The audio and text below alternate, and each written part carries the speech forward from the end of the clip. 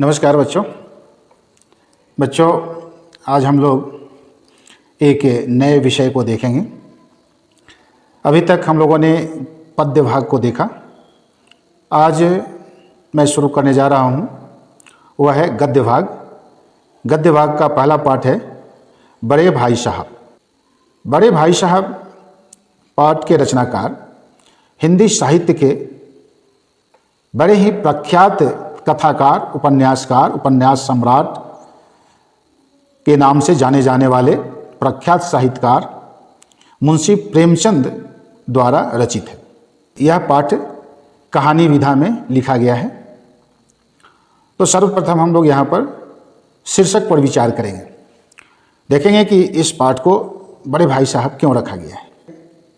पिछले वीडियो में भी मैंने आपको शीर्षक पर विचार करते समय इस बात को याद दिलाया था कि शीर्षक पाठ के आंतरिक भावों का द्योतक होता है, सूचक होता है। यानी पाठ में किस विषय को प्रमुखता दी गई है उसको ध्यान में रखते हुए शीर्षक को लिखा जाता है, शीर्षक को बनाया जाता है। यहाँ बड़े भाई साहब शीर्षक दिया गया है इस पाठ का। तो इसमें जब पाठ के अंदर में जाएंगे तो वहाँ पर देखेंगे कि एक बड़े भाई साहब हैं और उनके एक छोटे भाई हैं, और इस प्रकार से बड़े भाई साहब बड़ा होने का अपना फर्ज निभाते हैं, अपने छोटे भाई का मार्गदर्शन करते हैं। तो जिसके कारण इस पाठ का नामकरण बड़े भाई साहब किया गया है। शीर्षक पर विचार करने के उपरांत हम आते हैं कि इस पाठ का ऑब्जेक्टिव क्या है, कथा वस्तु क्या है। इसमें मुंशी प्रेमचंद ने यह दिखाया है कि इसमें दो सहोदर भाई हैं और दोनों ही भाई पढ़ाई करने के लिए गांव से दूर शहर में जाते हैं, जहां कि वे छात्रावास में रहते हैं। बड़े भाई साहब मेहनती हैं, शांत हैं, समझदार हैं, विनम्र हैं, किंतु कक्षा में वे फेल कर जाते हैं। पढ़ाई थोड़ी उनकी कमज़ोर है। लेकिन वहीं पर उनका छोटा भाई पढ़ने में अच्छा है, दिमागी तौर पर वह कुशाग्र बुद्धि का है, तेज दिमाग का है, किंतु वह पढ़ाई से अधिक खेल में मन लगाता है। पढ़ने में मन कम लगता है और खेल कूद में मन ज़्यादा लगता है। वह अपनी कक्षा में पास करते हुए आगे बढ़ता जाता है, लेकिन उनके बड़े भाई साहब कक्षा में फेल कर जाते हैं। अभी स्थिति यह आ गई कि उम्र में 5 साल का अंतर होते हुए भी अब कक्षा में, क्लास में 1 साल का अंतर रह गया। जब बड़े भाई साहब फेल हो जाते हैं और छोटा भाई उनका पास हो जाता है।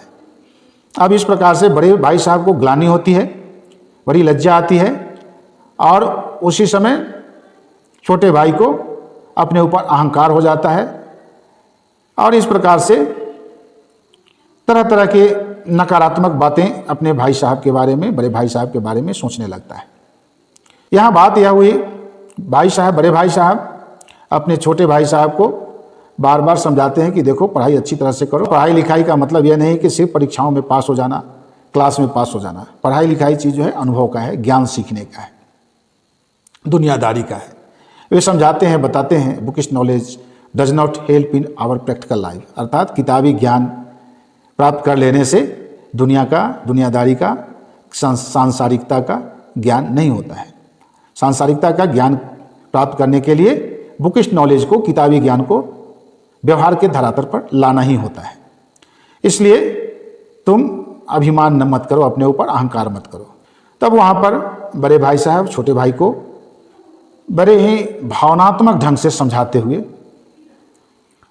वे उसे सही रास्ते पर लाते हैं और छोटे भाई की गलती का एहसास कराते हैं। छोटा भाई भी देर सवेर बड़े भाई साहब को समझ जाता है, उनकी भावनाओं को समझता है और उसे अपनी गलती का एहसास होता है, अपने बड़े भाई साहब से क्षमा याचना करता है। यहाँ बड़े भाई साहब के अनुभव और मार्गदर्शन को महत्वपूर्ण दिखाया गया है। दुनियादारी के ज्ञान को किताबी ज्ञान से अधिक महत्वपूर्ण दिखाया गया है। साथ ही इसमें आधुनिक शिक्षा पद्धति या गलत शिक्षा पद्धति, परीक्षा पद्धति का इसमें पर्दाफाश किया गया है कि आपके पास दुनियादारी का ज्ञान, बहुत कुछ अनुभव है, लेकिन किताब के चंद पाठ, चंद लेसन अगर याद नहीं कर पाते हैं, चंद प्रश्नों के जवाब नहीं दे पाते हैं, तो आप फेल हो जाते हैं। आपका दुनिया का, सांसारिकता का, अनुभव का सारा ज्ञान धरा का धरा रह जाता है। तो यहाँ पर जब हम देखते हैं कि इस पाठ का उद्देश्य जो है वो क्या है, ऑब्जेक्टिव क्या है, तो इस पाठ को जब हम पढ़ते हैं तो इसमें नए नए शब्दों के प्रयोग और जानकारी द्वारा हमारी भाषा का विकास होता है। इसमें बहुत सारे उर्दू के शब्द हैं, लफ्ज़ हैं, है ना। तो इसमें हमारा जो शब्द भंडार है उसका विकास होता है, उसकी बढ़ोतरी होती है, बड़ा होता है। दूसरा है विभिन्न प्रकार के व्यवहारिक, सामाजिक और भावनात्मक संबंधों के साथ विद्यार्थी को इसमें जोड़ना, यह जो इसका उद्देश्य है।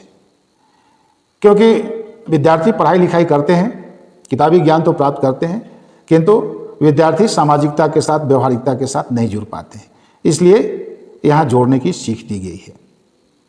किताबी ज्ञान से अधिक अनुभव को महत्व प्रदान करना, पहले भी मैंने बताया कि यहाँ पर इस पाठ का जो मुख्य उद्देश्य है वह है कि किताबी ज्ञान से ज़्यादा अनुभव का ज्ञान होता है। किताबी ज्ञान जो सूचनात्मक ज्ञान, इन्फॉर्मेटिव नॉलेज जिसको कह सकते हैं, वो ठीक है, वहाँ से अगर ज्ञान प्राप्त करते हैं तो उस ज्ञान को व्यवहार के धरातल पर अगर नहीं उतारते हैं तो बुकिश नॉलेज, किताबी ज्ञान का कोई मतलब नहीं रह जाता है।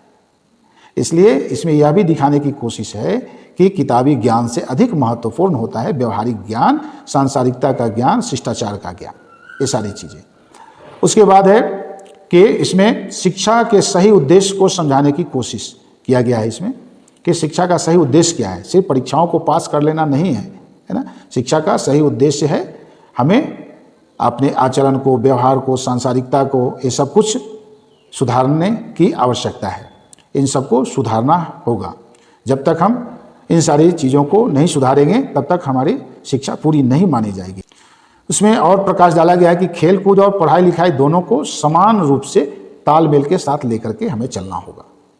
इसमें इस पाठ में यह भी दिखाया गया कि सिर्फ खेलने से भी काम नहीं होगा और सिर्फ पढ़ने से भी नहीं हो पाएगा, है ना, क्योंकि हम किताबी कीड़ा बनकर रह जाएंगे। तो खेल कूद और पढ़ाई लिखाई के बीच एक तारतम्य बनाना होगा, एक तालमेल बैठाना होगा कि कितना हमें खेलना है, कितना हमें पढ़ना है।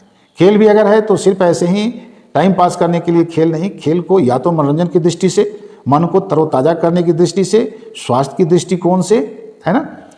और पढ़ाई लिखाई में जब उदासीनता हो जाए तो उस उदासीनता को दूर करने के लिए, या फिर अगर उसको सही दिशा में, सही अर्थों में प्रोफेशनल बनाना है, अगर उसे आजीविका के लिए लेना है, उस पर जीवन आधारित करना है, तो उसके लिए फिर उस रूप में खेलने की ज़रूरत है। प्रोफेशनल तकनीकी ढंग से जो है खेल को खेलने की ज़रूरत है। तो यह है यहाँ पर दिखाने की कोशिश है। ठीक है, तो आज हम लोग इतना ही। Okay, thank you.